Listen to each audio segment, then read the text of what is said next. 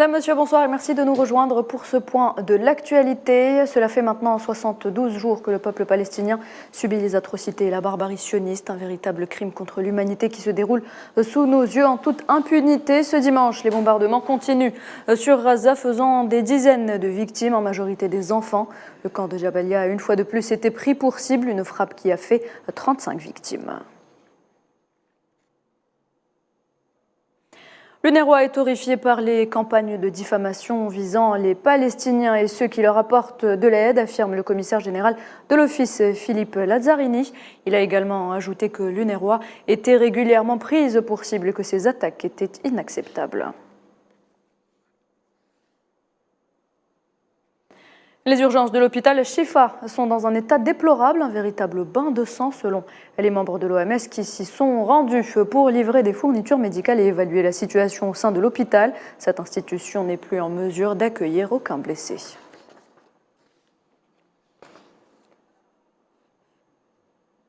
En Cisjordanie occupée, 6 civils ont été lâchement assassinés ce dimanche dans une attaque contre Tulkarem. L'armée de l'occupation affirme avoir intensifié ses opérations contre les Palestiniens de Cisjordanie. Jeudi, l'entité sioniste a confirmé avoir tué plus de 10 personnes lors de raids sur Jénine.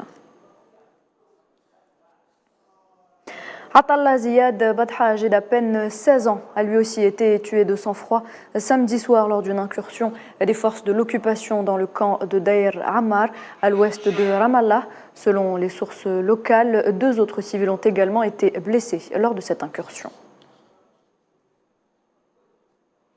Le porte-parole de la présidence palestinienne, Nabil Abu Rudaina, a fermement condamné l'attaque en cours du premier ministre sioniste Benjamin Netanyahou et de son gouvernement d'extrême droite contre la Palestine. Abu Rudaina a fustigé les propos de Netanyahou selon lesquels il aurait empêché la création d'un État palestinien indépendant, affirmant que de telles actions s'alignent sur la campagne frénétique menée par certains médias occidentaux pour saper le projet national palestinien mené par l'Organisation de libération de la Palestine, le représentant légitime et unique du peuple palestinien. L'actualité de ce dimanche, marquée également par l'ouverture à Oran du 10e séminaire de haut niveau sur la paix et la sécurité en Afrique, sous la présidence du chef de la diplomatie algérienne Ahmed Attaf, avec la participation de son homologue gambien Mamadou Tangara en sa qualité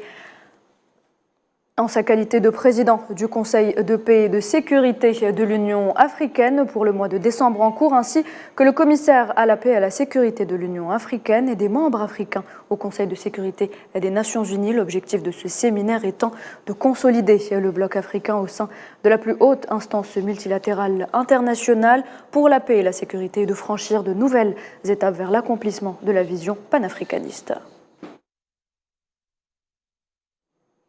Et dans cette optique, le processus engagé à Oran vise à guider les nouveaux membres de l'ONU. Ahmed Attaf a d'ailleurs affirmé que l'Algérie consacrera son mandat au Conseil de sécurité à œuvrer à renforcer l'influence du continent africain, mais dans les prises de décision en s'inspirant des positions communes fondées sur les principes et idéaux de l'Union africaine.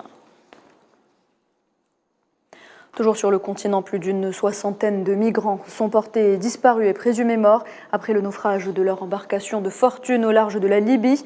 Selon le bureau de l'Organisation internationale pour les migrations, sur place, il s'agit en majorité de ressortissants du Nigeria, de Gambie et d'autres pays d'Afrique.